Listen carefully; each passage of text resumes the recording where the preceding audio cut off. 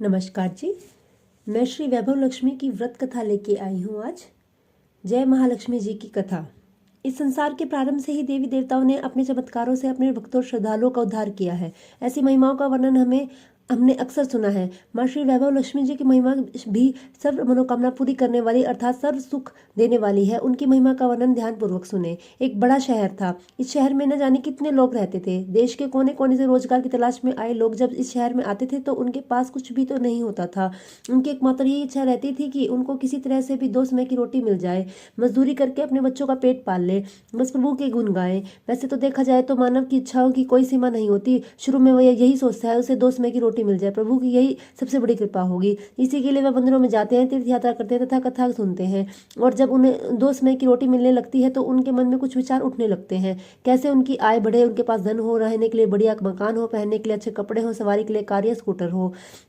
रोटी मिलने के पश्चात उनकी लालसा बढ़ जाती है। किसी ने ठीक ही कहा है, भूख की एक सीमा है जिसे खाना खाते ही पूरा कर लिया जाता है, परंतु लालसा की तो कोई सीमा नहीं। मानव जीवन की भी एक सीमा है। लाखों करोड़ों से के सपने, सुख शांति और मौज मस्ती की आशाओं की लालसा करने वाला इंसान यह भूल जाता है कि वह द्वार उसके मृत्यु की ओर ले जा रहा है। मानव जीवन इतना बड़ा कहाँ है जिस पर हम भविष्य का इतना बड़ा बोझ डाल देते हैं। हम काम, क्रोध, लोभ, मोह, अहंकार में अंधे होकर उस प्रभु, उस महाशक्ति को भी भूल जाते हैं जिसने संसार को जन्म दिया है, जो जीवन देता है और वही मृत्यु भी देता है। कलयुग में तो ऐसा ही होता है। पाप की परछाइयां लंबी और गहरी होना शुरू हो जाती हैं। धर्म व्यापार बन जाता है, अधर्मी खूब फलते फूलते हैं। इस बड़े शहर में तो धर्म, कर्म और अधर्म अधिक था। इसी शहर के एक मोहल्ले में मीरा और कृष्ण पति पत्नी के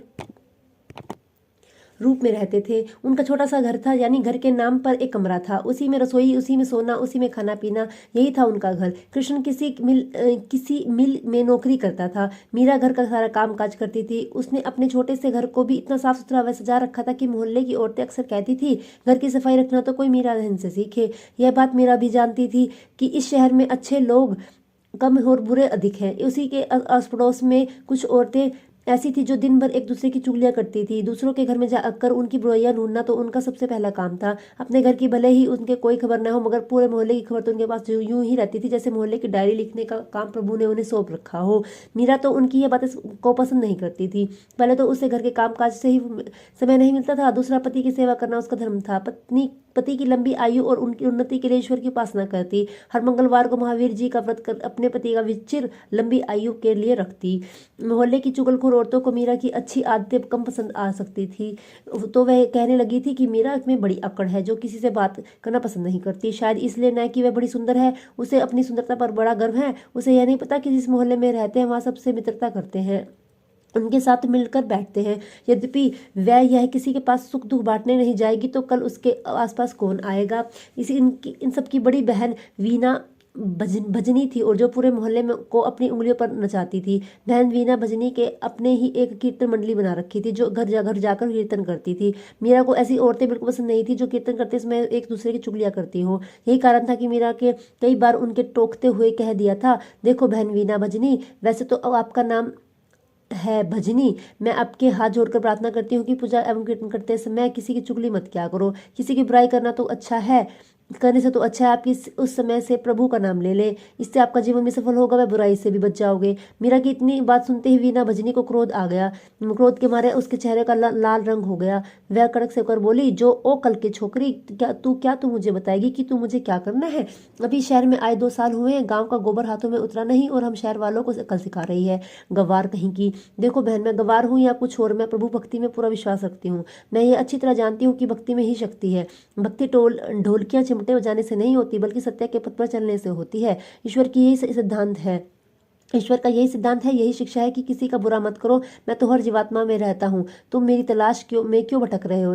यदि तुम सत्य और विश्वास का सहारा लेकर अपनी आत्मा में मुझे तलाश करोगे तो मैं तुम्हें अवश्य मिलूंगा। इस बात को सुनकर वीना भजनी और उनकी सभी साथी मिलकर मीरा का मजाक उड़ाने लगी थी। मीरा जानती थी ये लोग पाप करने वाले हैं, इनकी पूजा तो केवल ढोंग है, दिखावा है, इनके मन में काले हैं, खोटे हैं, इनसे अधिक बोलने का कोई लाभ नहीं है। इनकी कीर्तन मंडली खूब धन कमा रही है।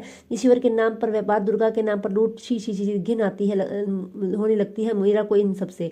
उसने अपने घर में पूजा पाठ करना शुरू कर दिया, इन लोगों से दूर रहने लगी। उधर कृष्णा बुरी संगत में पड़कर शराब पीने लगा, जुआ खेलने चलने लगा। गांव में आया सीधा साधा कृष्ण शहर के साथियों में ऐसा फंसा कि उसकी बुरी आदतें लग गई। शुरू शुरू में उसने अपने आप को बहुत बचाने का प्रयास किया, लेकिन जब चारों ओर ही आग लगी हो तब कब तक बच सकता है, कब तक बच सकता था। एक मजदूर का वेतन ही कितना होता था। सारा महीना मेहनत करके जो उन्हें मिलता था उसे घर की 2 समय की रोटी ही चल सकती थी। मकान का किराया, दुकानदारी, कपड़े अलग, यह सब कुछ उस वेतन से ही तो चलता था। लेकिन जब इस वेतन में शराब पी जाए, चरस गांजा पिया जाए, जुआ खेला जाए तो घर कैसे चलेगा। मीरा बेचारी बहुत दुखी हो गई, अंदर से ही अंदर घुलने लगी। पति को मना करती तो उल्टी उसे मार पड़ती, गालियां सुनने को मिलती। घर में आकर वह इतना हो हल्ला करता कि लोगों को उनका मजाक उड़ाने का मौका मिलता। वह अंदर अंदर टूटने लगी, हर समय उदास रहने लगी। अपने मन की आग को शांत करने के लिए आंसू बहाती रहती। इस प्रदेश में उसका कौन था जो उसे सहारा देता। वह तो अकेली पड़ गई थी। आकर जाकर उसे प्रभु का ही आसरा था। माँ दुर्गा ही उसका सहारा थी। माँ लक्ष्मी तो इस घर में से रूठ चुकी थी। कृष्ण के घर के बर्तन तक बेच डाले थे। इतने बड़े संकट में भी उसने प्रभु का विश्वास नहीं छोड़ा, माँ दुर्गा की उपासना नहीं छोड़ी। उससे पूर्ण विश्वास था कि एक दिन माँ उसके सारे संकट दूर करेगी। एक दिन जब घर में खाने को कुछ नहीं बचा था, वह 2 दिन से भूखी थी। जिस दुकान से खाने पीने का सामान उधार मिलता था उसने भी उधार देने से मना कर दिया, क्योंकि उसके पिछले रुपए ही नहीं दिए थे। इस युग में कि जिसके पास लक्ष्मी नहीं वह भूखा मर जाएगा। मीरा माँ लक्ष्मी के चित्र को के आगे हाथ जोड़कर बैठी रो रही थी। माँ ने उसकी आंखों में से बटबकते आंसू को देख लिया था, उसके हृदय में के दुख जान लिए थे। राधा रोए जा रही थी, साथ ही वह माँ लक्ष्मी की पूजा भी कर रही थी। माँ लक्ष्मी मुझे बचा लो, माँ मुझे बचा लो, देखो मेरा घर की क्या हालत हो गई। मैं 2 दिन से भूखी हूँ, मेरा पति बिगड़ चुका है। घर में लक्ष्मी जी आप बैठी हैं, परंतु आपका दूसरा स्वरूप जो इस संसार में माया का है वह इस घर में नहीं है। उसके बिना जीवन नहीं। माँ मुझे बचा लो, माँ मुझे बचा लो, मुझे बचा लो। माँ शक्ति दो माँ, माँ लक्ष्मी कृपा करो, इस घर को बचा लो माँ।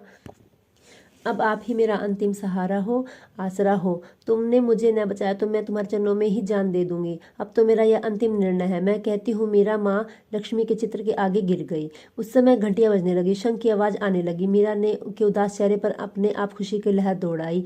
तभी उसके कानों में आवाज आई, बेटी मीरा, तुम्हारी आराधना सफल हो गई है। तुम इतने बड़े संकट में भी मुझ पर विश्वास नहीं छोड़ा, अपनी श्रद्धा में कमी नहीं आने दी, इसलिए मैं तुम पर बहुत प्रसन्न हूँ। मीरा, एक तो तू पतिव्रता धर्म में पूरी उतरी है, अपने पति की सेवा में कोई कमी नहीं रखी। दूसरा, तूने मुझ पर विश्वास नहीं छोड़ा। ये सब तेरी अग्नि परीक्षा ही थी जिसमें तू पूरी तरह उतरी है। हे जगत माता, मैंने आपसे आज तक कुछ नहीं मांगा, परंतु आज मैं मजबूर हो गई हूँ माँ। आज पहली बार आपसे इस घर की खुशियाँ मांग रही हूँ माँ। मुझे धनवान बनने की कोई लालसा नहीं, मुझे तो जीने के लिए धन की जरूरत है, जिससे हम खाना खा सके, मेरे बिगड़े हुए पति को सुधार सके। माँ जाओ बेटी, मैं अपने को संभालो, मैं तुम्हारी मनोकामना पूरी करने के द्वार खोल रही हूँ। उठो, अपने घर के द्वार खोलो। मीरा के अंदर ना जाने कहाँ से अनजानी शक्ति आ गई थी। वह माँ लक्ष्मी के चरणों से उठकर अपने घर के द्वार की ओर गई और सामने ही एक तिलकधारी ब्राह्मण को खड़े पाया।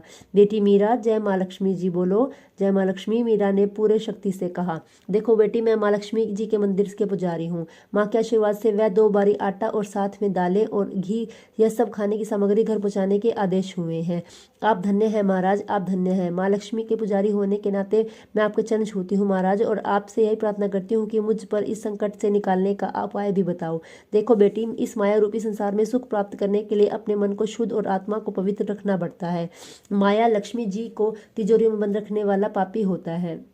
यदि तुम अपने मन की शांति और गृहस्थी चलाने के लिए लक्ष्मी जी को प्राप्त करना चाहती हो तो लक्ष्मी माँ का व्रत करो। इस व्रत के करने से आपकी हर मनोकामना पूरी होगी, तुम्हारे सारे संकट दूर हो जाएंगे। लेकिन पुजारी जी, मुझे इस व्रत की विधि तो बता दो। मैं तो माँ की उपासना बचपन से ही कर रही हूँ, पर व्रत की विधि मुझे नहीं पता। देखो बेटी, लक्ष्मी जी का व्रत बहुत सरल है, इसे वैभव लक्ष्मी व्रत कहा जाता है। जो प्राणी सच्चे मन से इस व्रत को कर लेता है उसकी सारी मनोकामनाएं पूरी हो जाती हैं, उसे हर प्रकार की सुख संपत्ति प्राप्त होती है। इस व्रत को विधि पूर्वक करने से ही इसका फल मिलता है। जो लोग इस व्रत को विधि पूर्वक नहीं करते उन्हें कोई फल प्राप्त नहीं होता, बल्कि वे अपने मन की शांति खो बैठते हैं। कोई पाखंडी और धोखेबाज यह कहते फिरते हैं कि सोने के गहने की हल्दी कुमकुम से पूजा करो, बस व्रत हो गया, परंतु ऐसा नहीं है। कोई भी व्रत जब तक अपनी विधि अनुसार नहीं किया जाता उसका फल शून्य ही तो मिलेगा। यह सब अपने आप पर निर्भर करता है। वैसे घर में यदि सोना है तो व्रत रखकर उसकी उपासना जरूर करें। माँ लक्ष्मी जी का व्रत शुक्रवार को रखना चाहिए। सुबह उठकर नहा धोकर साफ सुथरे कपड़े पहने और दिन भर माँ का पूजन करें। हर समय मुंह में इससे यही शब्द निकले, जय लक्ष्मी माँ, जय लक्ष्मी माँ। शाम के समय पूर्व दिशा की ओर मुंह करके आसन पर बैठे और माँ लक्ष्मी जी की मूर्ति या चित्र किसी ऊंचे स्थान पर रखकर उसके आगे चावलों की ढेरी लगाएं।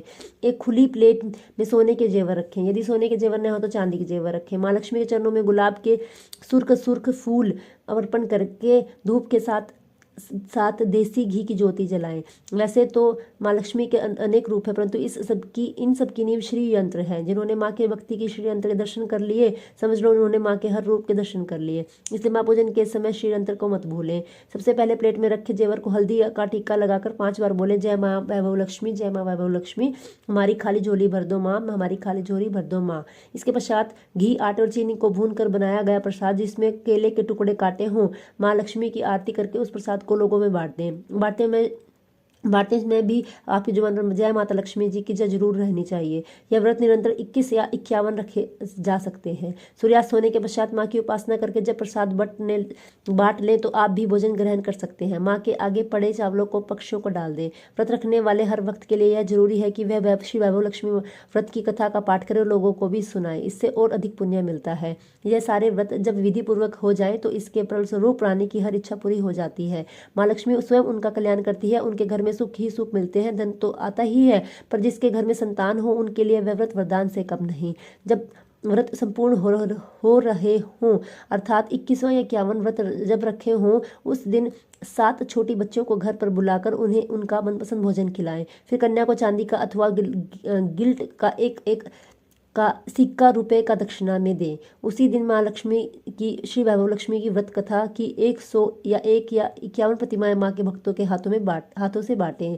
यदि इतनी प्रतियों की शक्ति न हो तो 11 तो अवश्य बांटनी चाहिए। माँ की प्रतिमा के आगे बैठकर दोनों हाथ जोड़कर उनसे प्रार्थना करते हुए कहे, महे माँ लक्ष्मी, आपकी और प्रभु की कृपा से मैंने आपके व्रत विधि पूर्वक पूरे कर लिए हैं। इसलिए है माँ, आप हमारी इच्छा पूरी करो, हमारी मनोकामना पूरी कर दो माँ। हमें सदा सुखी रखना, हमारे परिवार को सुख देना माँ। बस बेटी, यह हर प्राणी के लिए कल्याण का मार्ग है। तुम भी श्री वैभव लक्ष्मी का व्रत करो, तुम्हारा पति भी ठीक हो जाएगा और तुम्हें भी धन मिलेगा, तुम सदा कष्ट मुक्त रहोगी। यह कहते हुए पुजारी जी तो चले गए। मीरा ने आटे की बोरियां पड़ोसिन की सहायता से अंदर रख दी। द्वालों को भी अंदर रखा। माँ लक्ष्मी की उपासना तो कर ही रही थी, परंतु विधि अनुसार नहीं कर पाती थी। आज माँ लक्ष्मी ने उसकी हालत देखकर जो उसकी सहायता की है, उसे वह कैसे भूल सकेगी। सहसा उसे ध्यान आया, कल ही शुक्रवार है, मैं तो कल से ही माँ लक्ष्मी जी के 21 व्रत आरंभ करूंगी। दूसरे दिन से मीरा ने शुक्रवार के व्रत करना आरंभ कर दिया और साथ ही माँ का व्रत कथा आरंभ कर दी और साथ ही माँ का व्रत रखा। सारा दिन माँ की आरती करती रही। फिर उसने रात्रि के समय श्री वैभव लक्ष्मी व्रत कथा का पाठ करके घर आए पति के चरण छूकर उसे प्रसाद खिलाया तो उसके पति ने उसे प्यार से सीने से लगाकर कहा, मेरी मीरा, तुम तो सचमुच देवी ही लग रही हो। मैं ही पापी था जो आज तक देवता न बनकर राक्षस बना रहा, लेकिन आज मेरी आंखें खुल गई। अब मुझे अपनी भूल का एहसास हो रहा है और आज मैं लक्ष्मी के चरणों में बैठकर प्रतिज्ञा करता हूँ कि मैं कभी शराब नहीं पीऊंगा, न कभी जुआ खेलूंगा, न ही गंदे और बुरे काम लोगों की संगत में बैठूंगा। मैं तुम्हें कभी नहीं दुख दूंगा। मेरे देवता, मेरे प्राणनाथ, माँ लक्ष्मी की कृपा से आप सुधर गए तो मुझे संसार के खजाने मिल गए। आज मैं कितनी खुश हूँ। माँ ने मेरा उजड़ा घर बसा दिया, मेरा सुहाग मुझे मिल गया। अब मैं 21 व्रत पूर्ण करके श्री वैभव लक्ष्मी व्रत कथा की 51 प्रतियां लक्ष्मी भक्तों को बांटूंगी ताकि उनका भी मेरी की भांति कल्याण हो जाए। कृष्ण ने अपनी पत्नी का हाथ पकड़कर उसे चूमते हुए कहा, देखो मीरा, जैसे महालक्ष्मी ने मुझे पाप के संसार से निकाल दिया है, मैं भी उनके 21 व्रत रखूंगा। सदा घर की मैं उनकी पूजा करता रहूंगा। मीरा ने अपने पति के चरणों में अपना सिर रखते हुए कहा, मेरे देवता, आज मैं बहुत प्रसन्न हूँ, बहुत ही प्रसन्न। माँ लक्ष्मी की कृपा, मुझे आज नया जीवन मिला। महालक्ष्मी की कृपा जी से सबको नया जीवन मिले। श्री वैभव लक्ष्मी माता की सदा ही जय हो।